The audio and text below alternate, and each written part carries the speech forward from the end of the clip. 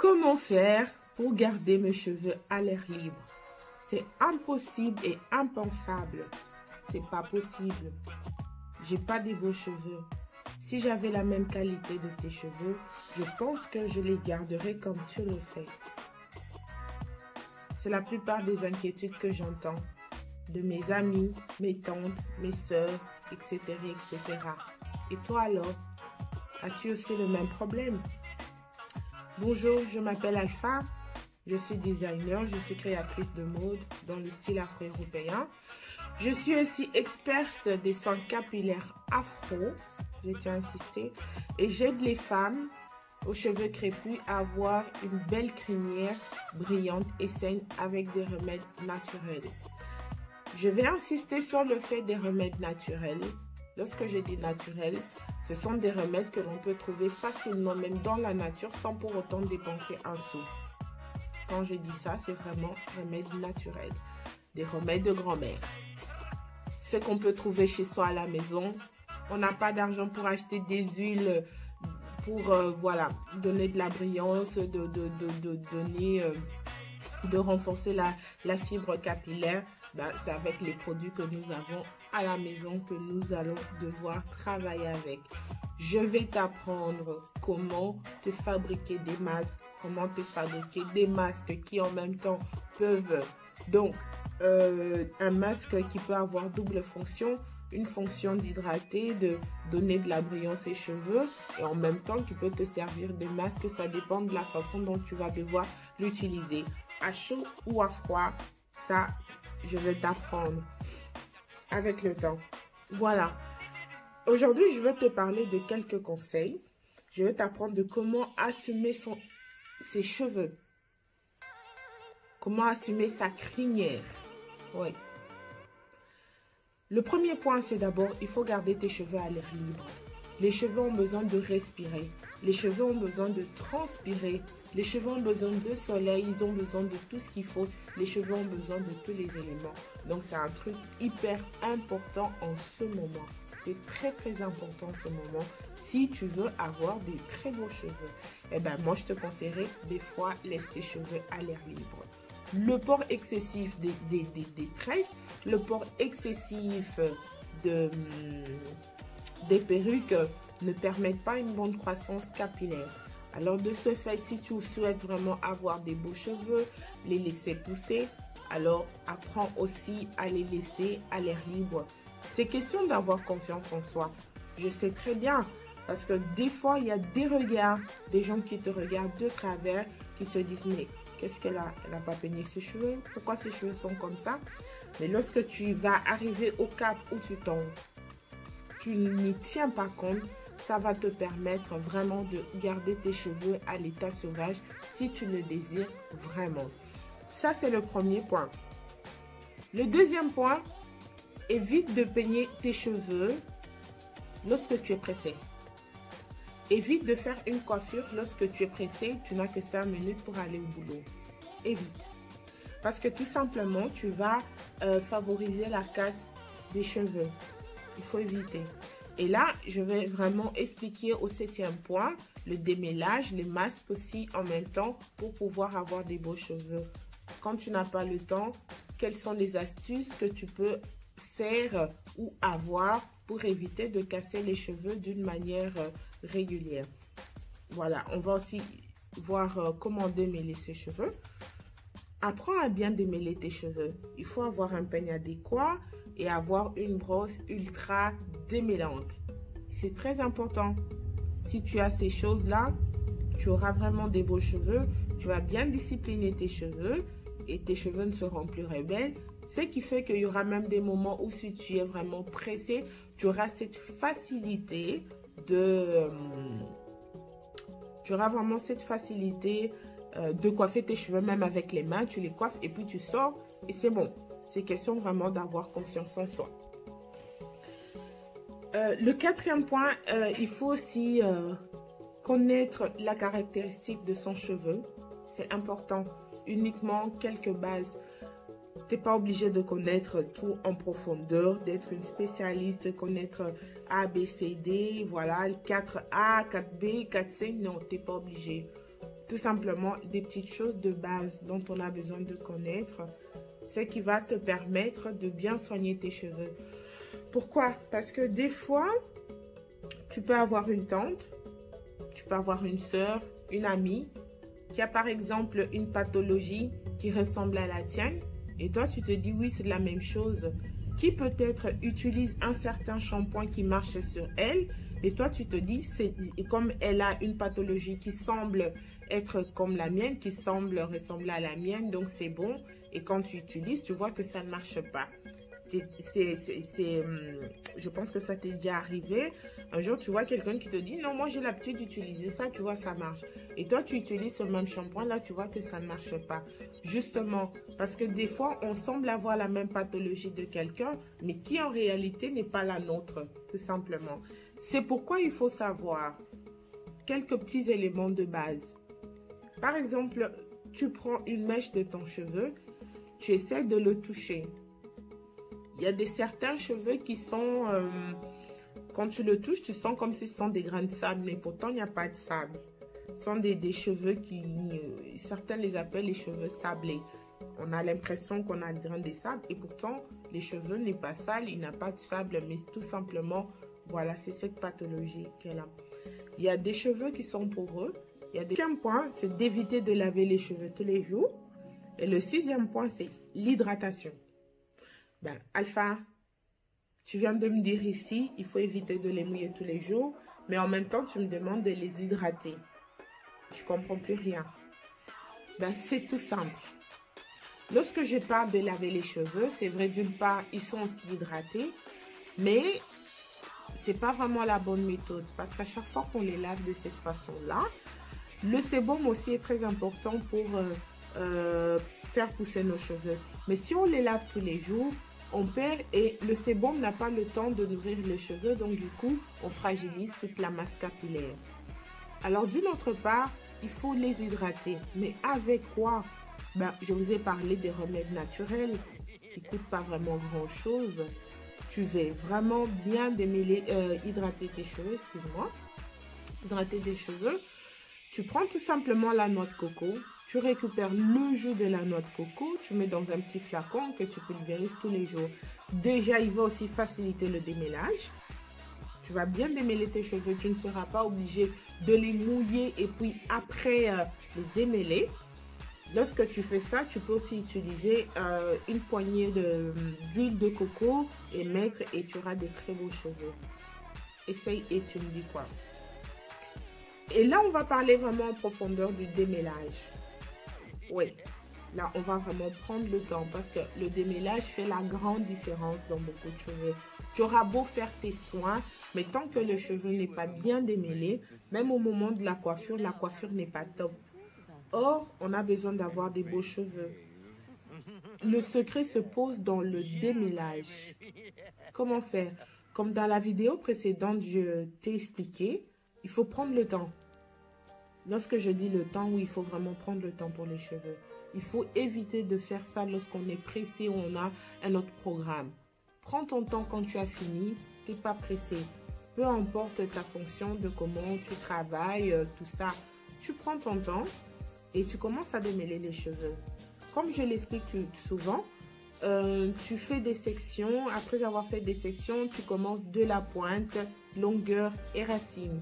Lorsque tu fais ça, tu verras que tu vas éviter les casses conséquentes de tes cheveux. Normalement, on perd les cheveux, ça c'est tout à fait logique. C'est logique qu'on perde, mais on va les perdre moins. On va les perdre d'une manière, il y aura une perte normale que lorsqu'on le fait d'une manière précipitée. Parce que là, on va vraiment perdre même nos beaux cheveux. Et il faut souvent utiliser un bon démêloir. Utiliser le démêloir et aussi une brosse ultra démêlante. Il y a des très belles brosses maintenant ultra démêlantes pour nos cheveux crépus. Lorsque tu démêles d'abord tes cheveux avec un bon démêloir, après tu utilises cette brosse là, je te promets que c'est nickel. Tu as des beaux cheveux et voilà, tu auras envie tout le temps de les toucher. Et aussi, comme je t'avais dit la fois dernière, n'oublie pas de mettre une petite musique. Tu te détends. C'est important de sentir la sensation de son cheveu, de sentir ce qui se passe. Moi, il m'arrive parfois de sentir comment un cheveu bouge. Mais j'adore. Oui, je sens mes cheveux. C'est un truc très important. Voilà. C'est comme ça que moi j'agis. Alors, n'hésite pas à prendre vraiment ton temps, à t'amuser pendant que tu fais ton démêlage. C'est pas une corvée. Prends ça comme un amusement, comme un jeu. Tu t'amuses, mais sur toi, et tu y prends plaisir. Les filles, mes grandes sœurs, mes tantines, prenez plaisir lorsque vous vous coiffez. Ouais, moi je prends plaisir avec mes cheveux. Et quand je fais ça, je prends vraiment mon temps, j'oublie tout ce qui se passe après. Et ça fait... Il y a un bien-être, il y a une sensation de bien-être qui se dégage tout simplement. Et j'adore. Essayez et vous allez voir que c'est parfait. N'hésite pas à essayer. Prends une musique que tu aimes bien.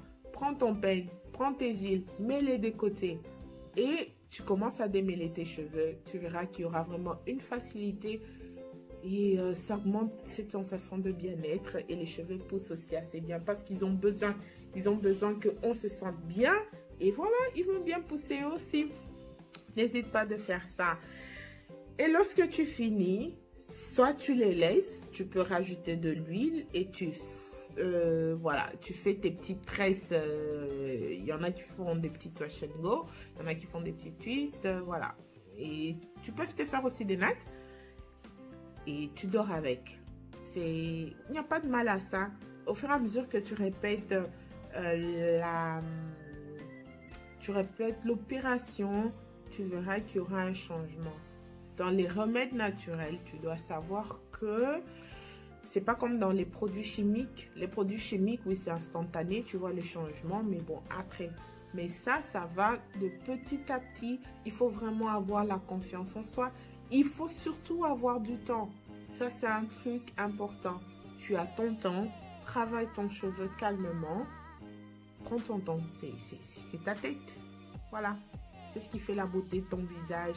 On regarde les cheveux avant. Quand tu es bien coiffé, on regarde, on se dit oui, tu sais quoi, elle était bien coiffée. Ça reste gravé.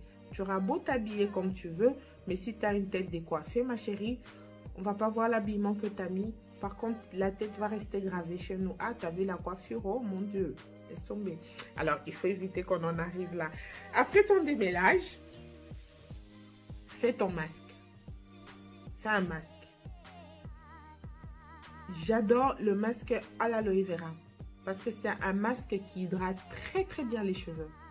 Ce masque hydrate bien les cheveux. En même temps, il est nourri. Le masque de l'aloe vera, tu peux l'utiliser en deux façons. En deux façons, oui. Tu peux l'utiliser la manière rapide et la manière où tu prends ton temps. Quand je dis ton temps, c'est ton temps. Tu fais ton masque, tu es capable de le garder pendant un mois. Garde-le pendant un mois et tu verras les résultats. Le masque de l'aloe vera, tu prends la feuille d'aloe vera et tu prends la gélatine qui se trouve dedans. Tu la mixes, tu mets une cuillère à café d'huile de coco et tu mets sur ton cuir chevelu. Tu mets sur ton cuir chevelu, tu masses jusqu'à obtenir une sensation de chaleur. Lorsque tu as cette sensation de chaleur, n'hésite pas à faire des nattes de protection. Tu fais tes nattes de protection minimum. Moi, je te conseillerais de les garder au moins pendant une semaine, maximum un mois. Et pendant ce temps, parce qu'à un moment donné, les cheveux sèchent, qu'est-ce que tu fais? Rajoute le reste de tous les 2 ou 3 jours, lorsque tu es peut-être à la maison, tu n'as rien à faire, tu rajoutes ton masque par-dessus. Rajoute, et tiens un mois et tu verras la différence que lorsque tu le fais après 3 heures du temps et que tu enlèves. C'est une expérience, j'ai essayé, j'ai vu que c'est un truc qui a énormément marché, et ben je vous le confie. Et pendant ce temps, tu peux te dire, mais Alpha, mais pendant ce temps, comment je peux faire pour aller travailler? Ben, à la limite, tu peux porter un foulard, tu peux mettre ta perruque aussi. Si tu as une perruque, tu la mets. C'est le moment où tu es censé porter tes perruques. Pourquoi? Parce que tu es en train de protéger le cheveu qui est là en dessous. Et après, quand tu vas enlever tout ça, tu nettoies, tu verras que la qualité des cheveux va s'améliorer petit à petit au fur et à mesure. Voilà, ça c'est une astuce que je vous donne. C'est comme ça que j'ai l'habitude de travailler mes cheveux. Je garde assez longtemps les masques sur ma tête. Bon, des fois, j'ai fait des masques que je garde de mois, mais les gens ne savent pas. Même au moment où je vous parle, j'ai fait un masque. Voilà, il est sur ma tête, mais j'attends 2 ou 3 semaines. Après, je vais laver. Bon, j'espère que tu vois. Voilà. Tu vois, j'ai fait un masque sur mes cheveux. C'est un masque à huile. Un masque à huile animal. Ça, je vais t'expliquer à la longue. Ça va venir au fur et à mesure. Je te le promets. Voilà, nous avons vu comment faire son masque à base d'aloe vera. N'hésite pas, c'est un truc très important parce que là, en même temps, tu vas hydrater tes cheveux, en même temps, tu les nourris. Donc, tu n'auras pas besoin de mettre de l'eau pour les hydrater. Le gel de l'aloe vera, on connaît tous, on n'a pas besoin de vous expliquer. Voilà, on connaît tous très bien que l'aloe vera, c'est voilà, c'est le best-seller tout simplement. Après ça, apprenez à faire... excuse-moi, je vais te tutoyer. Apprends à faire des coiffures protectrices. Si tu sais le faire seul, tant mieux. Si tu ne sais pas, ben, c'est pas grave. Le but n'est pas d'avoir une coiffure assez top, mais c'est vraiment de les protéger. Lorsqu'on tient à protéger ses cheveux, le soir, par exemple, moi, je vais vous parler du soir. Je le fais le soir, je garde mes coiffures protectrices. Des fois, je fais avec 1 à 2 semaines. J'enlève et j'en refais une autre. Donc, du coup, mes cheveux poussent assez rapidement. Là, vous voyez mes cheveux, il y a à peine, ça va faire 1 an que je les avais coupés. Non, je dirais pas 1 an. Je les ai coupés pour la première fois il y a 1 an. La dernière fois que je les ai coupés, c'était au mois d'août 2019. Et après, mes enfants m'ont dit, maman, ne coupe plus. Donc, c'est moi j'allais couper. Donc, je dirais, la dernière fois, c'est en août 2019 que mes cheveux ont été coupés. Et je les ai laissés sous la demande de mes amis. Alors, j'ai repris mes remèdes que j'avais l'habitude de faire. C'est pourquoi aussi, je vais te demander qu'on puisse travailler. Peu importe la longueur de tes cheveux que tu as, tu dates la date d'aujourd'hui et regarde la longueur de mes cheveux. On travaille ensemble, voilà. Je dirais, je les ai coupés la dernière fois. C'était au mois d'août. Ouais, c'est la dernière fois que j'ai coupé. Là, je les ai laissés. Et on va travailler ensemble, voir comment nos cheveux vont pousser, moi et toi. D'accord? Si tu es d'accord, tu me fais un petit commentaire là-dessus.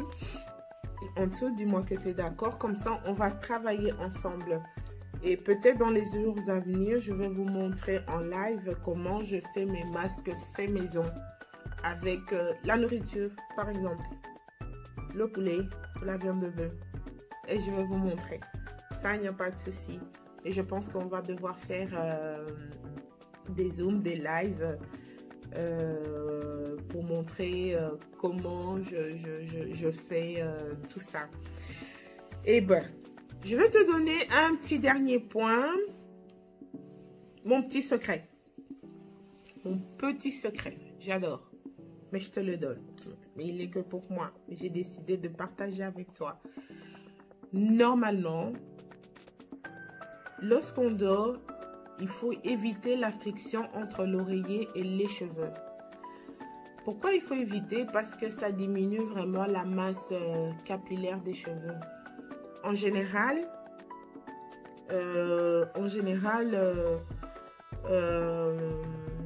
lorsqu'on dort, la masse capillaire diminue, surtout du côté là où on dort. Il y a certaines personnes, des fois quand elles viennent, elles ont un côté, si c'est quelqu'un qui dort souvent par la nuque, on voit que la masse est moins légère, qu'elle est moins forte qu'au niveau par exemple du cortex, au niveau des occipitales, tout ça. Au niveau des tempes, on voit que c'est vraiment très différent et ça dépend.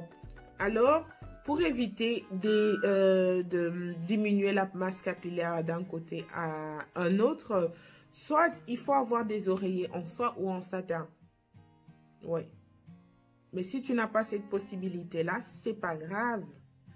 Quand je dis les oreillers, je parle des thés d'oreiller. Je ne parle pas d'oreiller en soi, mais la thé d'oreiller, oui. En soi ou en satin. Alors, si tu n'as pas cette possibilité d'avoir ça, moi personnellement, j'ai pas de soie, j'ai pas de satin, mais qu'est-ce que j'utilise? J'utilise un bas. On a tous des bas ici. Personne ne va me dire, Alpha, j'ai pas un bas ou écoute, non, tu as ton petit bas que tu ne portes plus, que tu as envie de jeter, mais non, faisons des petits bonnets pour tes cheveux. Comme ça, tu les protèges convenablement avant de dormir. Et il y aura, tu vas éviter la friction entre les cheveux et l'oreiller pendant que tu dors.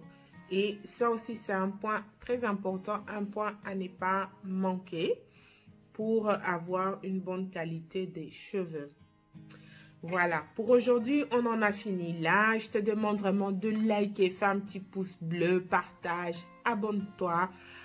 Soyez nombreux, venez nombreux, invite tati, invite mamie, invite tonton, invite qui tu veux. Venez nombreux, venez. Alors comme je vous ai promis,